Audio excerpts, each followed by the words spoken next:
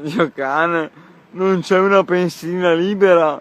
Come cazzo faccio a mettere giù la benna io, la bici? Eh? Oh, come faccio a mettere giù la bici io? Guardate, non c'è una bici libera. Guarda, tutte piene. Tutte piene. Come cazzo faccio? La mia è questa. Guardate. La mia è questa. Come cazzo faccio a mettere la bici? Sono le 3 di notte. Come faccio a mettere la bici a posto io? Nessuno mi risponde. Addio cane.